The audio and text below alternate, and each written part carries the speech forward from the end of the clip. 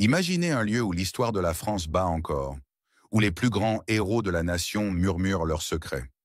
Bienvenue dans les coulisses du Panthéon, le sanctuaire des âmes qui ont fait la France. L'histoire du Panthéon est un récit extraordinaire qui traverse les siècles, mêlant architecture, révolution et mémoire nationale.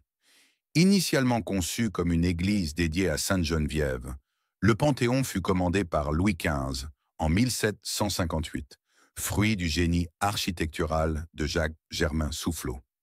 À l'origine, c'était un édifice religieux ambitieux, incarnant le style néoclassique avec sa coupole majestueuse et ses lignes architecturales audacieuses qui rappelaient les grands monuments de l'Antiquité.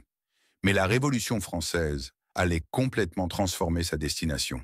En 1789, au cœur des bouleversements révolutionnaires, l'édifice fut transformé en un temple national destiné à honorer les grands hommes de la nation. Cette métamorphose symbolique marquait la transition d'un lieu de culte religieux à un sanctuaire civique, célébrant les héros qui avaient façonné l'identité française.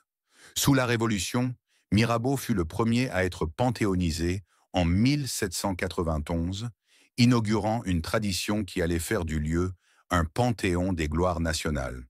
Mais l'histoire du bâtiment fut tumultueuse.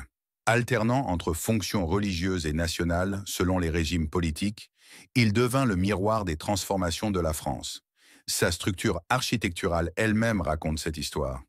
Sa croix grecque, ses colonnes imposantes, sa coupole inspirée de Saint-Pierre de Rome, tout dans ce bâtiment parle de grandeur et de transmission mémorielle.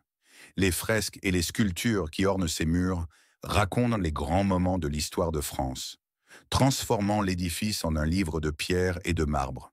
Au fil des décennies, les personnalités panthéonisées sont devenues légendaires. Victor Hugo, Émile Zola, Jean Jaurès, Marie Curie, la première femme à y être enterrée en 1995, constituent un panthéon des intellectuels, artistes, scientifiques et figures politiques qui ont façonné la nation.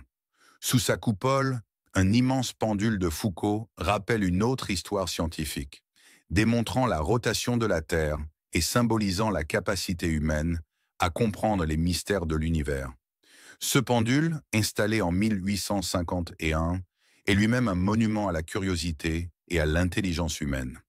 Aujourd'hui, le Panthéon reste un lieu unique où la mémoire nationale se construit et se perpétue.